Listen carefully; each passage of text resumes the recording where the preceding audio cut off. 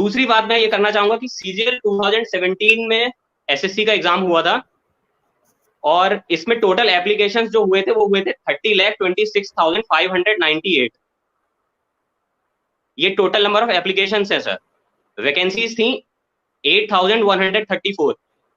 You can compare both the things, the number of vacancies and the applications applied for these posts.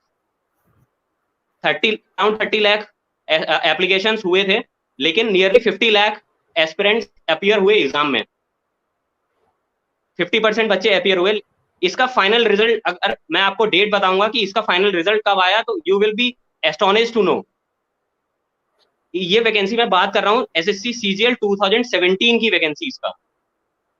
इसमें बीच में एक protest भी हुआ था, जो हमारे साथ में कलीग्स हैं इन्हें पता होगा कि 2017 में दिल्ली में हम लोगों ने बहुत बड़ा प्रोटेस्ट किया था, क्योंकि ये वाले पेपर जो हुए थे वो आउट हो गए थे, और इसका सुप्रीम कोर्ट में केस हो गया था, and we were demanding CBI inquiry under the guidance of supreme court. ये प्रोसेस पूरा चला, शायद इसी की वजह से इसमें डिले हुआ। ठीक है, मैं मानता हूं कि सुप्रीम कोर्ट है, हमारी जुडिशरी है, हमें उस पर पूरा फेथ है, सीबीआई पे हमें पूरा फेथ है, जो भी उन्होंने किया होगा अच्छा किया होगा, जो भी एस्पिरेंट्स हैं उनकी भलाई के लिए किया होगा, जो भी स्टेटमेंट आया जुडिशरी का, तो हम उस चीज को फॉलो करते हैं और मानते भी हैं। लेकिन इसकी फाइनल रिजल्ट डेट आई है 15 नवंबर 2019 को सर। फाइनल रिजल्ट आया 15 नवंबर 2019 को, जो 17 की वैकेंसीज है। जब ये वैकेंसीज कोर्ट में पहुंच गई, उसके बीच में 2 साल चले गए सर, पूरा 18 चला गया और 19 चला गया। इन 2 सालों में कोई एग्जाम एसएससी ने कंडक्ट नहीं कराए, क्योंकि उस सुप्रीम कोर्ट ने स्टे लगा दिया था कि you are not allowed to conduct any exam until and unless we deliver a statement regarding the case. अब इसका रिजल्ट तो 15 नवंबर 2019 को आया, लेकिन एसएससी सीजीएल 2018 स्टार्ट हो गया जून 26, 2019 को ही। मतलब इसका फाइनल रिजल्ट आने से पहले ही 2018 का वैकेंसीज इन्होंने खोल दी, और वो एप्लीकेशन शुरू हो गया, उसके एग्जाम भी कंडक्ट करा लिए। सर आप एक बार गौर कीजिए कि एप्लीकेशन जो 2017 में हुए थे वो 30 लाख हुए थे, 15 लाख एप्लीकेंट्स जो हुए वो अपीयर हुए, वैकेंसी सिर्फ 8,134 थी। अब 8,134 बंदे जो सिलेक्ट होने वाले हैं 2017 में, उन्हें ये तो नहीं पता है कि वो 2017 में सिलेक्ट हो जाएंगे। वो बेसिकली अपनी लाइफ को सिक्योर करने के लिए 2018 वाला भी अटेम्प्ट देंगे, और वो 8,000 या 8,200 स्टूडेंट्स फिर से 2018 का एग्जाम भरेंगे। और मैं ये कहना चाहता हूँ दावे के साथ कि मान लीजिए अगर इसमें से 8,000 पोस्ट जो हैं, ये 5,000 पोस्ट वापस वही बच्चे ले लेंगे जो 2017 में सिलेक्ट हुए हैं। मतलब 2017 में उन्हें पोस्टिंग मिलेगी, या तो वो 2017 की वैकेंसी छोड़ देंगे, या तो वो 2018 की वैकेंसी छोड़ देंगे। एसएससी कभी भी एक वैकेंसी को छोड़ देंगे। अब इनके पास क्या है, इनके पास रिजर्व लिस्ट नहीं है। यूपीएससी क्या करती है, हमेशा एक रिजर्व लिस्ट निकालती है कि अगर उनकी वैकेंसी खाली रह गई और अगर कोई बंदा ड्रॉप करता है, तो जो नीचे बंदा होगा उसको दे विल रिगार्ड की हाँ ठीक है आप अप्लाई कर सकते हो या फिर आप ज्वाइन कर सकते हो, वी विल कंसीडर यू। अब 2018 की एप्लीकेशन शुरू हो गई, इसमें वैकेंसी 12,000 आई थी सर। ये एग्जाम मैंने खुद ने दिया है, 2017 में मैंने प्री क्लियर किया था, मेंस क्लियर किया था, लेकिन मेंस में फाइनली मतलब मैं डिस्क्रिप्टिव भी दिया था और मेरा फाइनल सिलेक्शन नहीं हो पाया क्योंकि मैं मेरिट आउट हो गया था उसमें। 2018 का मैंने खुद ने दिया है, प्री क्लियर किया मैंने मेंस फिर से क्लियर किया और मैंने डिस्क्रिप्टिव दिया। इसका डिस्क्रिप्टिव 2018 का हुआ है सर 29 दिसंबर 2019 को। 2018 की वैकेंसीज का टायर 3 एग्जाम जो हुआ है वो हुआ है 29 दिसंबर 2019 को, जिसका रिजल्ट आज तक डिक्लेयर नहीं हुआ है। मतलब 1 साल कंप्लीट होने को आया है, मुझे नहीं पता कि क्या ये इनका प्रोसेस है। अब इन्होंने क्योंकि ट्विटर पे बहुत ज्यादा कैंपेन चल रहा है, बहुत सारे टीचर्स हैं, स्टूडेंट्स हैं, अब तो अवेयरनेस इतना ज्यादा है कि हम पार्टिसिपेट करते हैं, आगे बढ़ के हम पार्टिसिपेट करते हैं।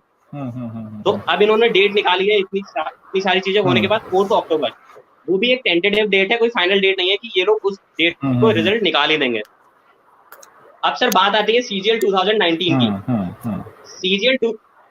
सीजीएल 2018 का रिजल्ट अभी भी डिक्लेयर नहीं हुआ है, फाइनल रिजल्ट, कि किन बच्चों की नौकरी लगेगी या किन बच्चों की नौकरी नहीं लगेगी।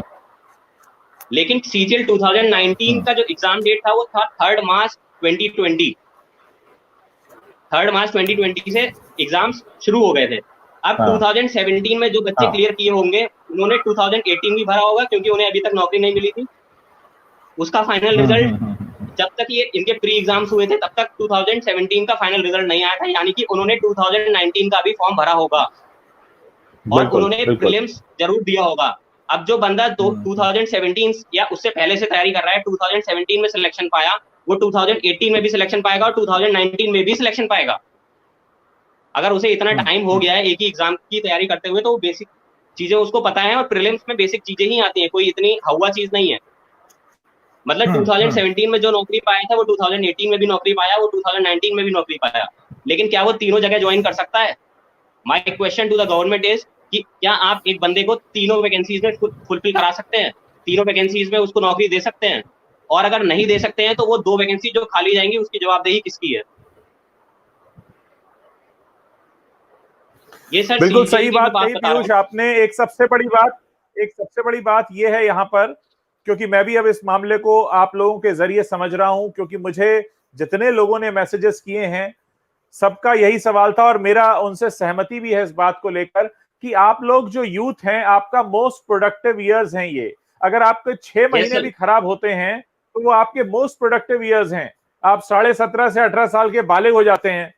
18 से 19 में एक अलग चेंज आता है, 19 से 20 में देखिए उम्र का ये पड़ाव है 18 से 24 का। यहाँ पर 6-6 महीना 3-3 महीना बहुत इंपॉर्टेंट है, क्योंकि आपके सबसे प्रोडक्टिव ईयर्स होते हैं। और ऐसे में अगर अनिश्चितता की तलवार आपके ऊपर लटकी है, आपको पता ही नहीं है कि कब क्या होगा, आप बचने वाले हैं या गर्दन कटने वाली है, या आपको दोबारा तैयारी करनी है, या आप सिलेक्ट होने वाले हैं। यहाँ पर सबसे ज्यादा जरूरत हमें पता ही नहीं है कि हमारी लाइफ कैलेंडर बनाया जाए। जी जी sir, if you allow me, बनाए जाने की जरूरत है। प्लीज प्लीज सर, एक एग्जाम आरआरबी एनटीपीसी के बारे में मैं और बताना चाहता हूं। इसका सर जो रजिस्ट्रेशन स्टार्ट हुआ था, नोटिफिकेशन जो आया था वो आया था 28 फरवरी 2019 को सर। इसकी फीस जो थी वो जनरल और ओबीसी कैंडिडेट्स के लिए 500 रुपीज थी। SC ST और फिजिकली हैंडीकैप और जो फीमेल्स कैंडिडेट्स हैं, एस्पिरेंट्स हैं, उनकी फीस थी 250, जिसमें इन्होंने ये बोला था कि after appearing in stage 1 400 rupees will be refunded to the candidate. अब मैं ये पूछना चाहता हूं कि इसमें टोटल पोस्ट जो थी वो थी 35,277 पोस्ट। इसका नोटिफिकेशन 28 फरवरी 2019 को आया था सर।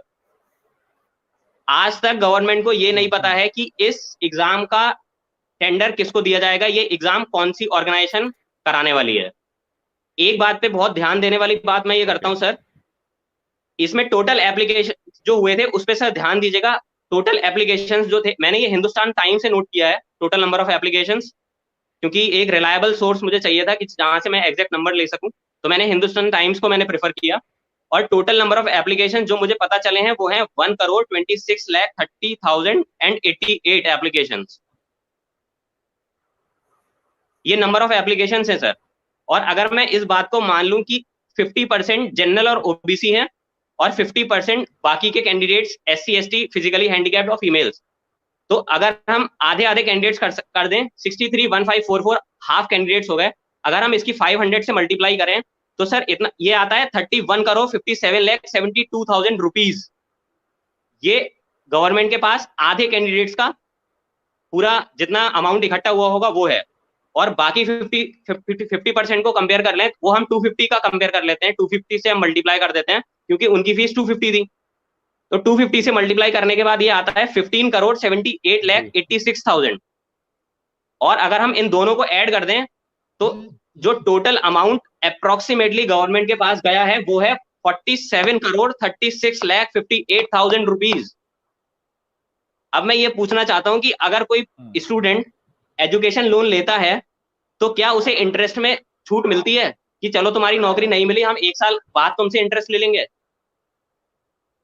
अब ये 47 या 48 करोड़ रुपीज जो 48 करोड़ रुपीज जो गवर्नमेंट के पास इकट्ठा हुआ है, इन्होंने या तो कहीं ना कहीं इन्वेस्ट किया होगा या तो किसी ना किसी बैंक में रखा होगा। मतलब ये लोग उस पर इंटरेस्ट कमा रहे हैं। हमारा एग्जाम तो हुआ नहीं, हमसे तो पैसे चले गए, हमें जो 400 मिलने थे वो भी हमारे गए, 100 जो एग्जाम के थे वो तो जाने ही थे, वो तो चले ही गए। मतलब 48 करोड़ पे ये लोग हमसे इंटरेस्ट कमा रहे हैं और ये कहते हैं कि हम एग्जाम नहीं कराएंगे।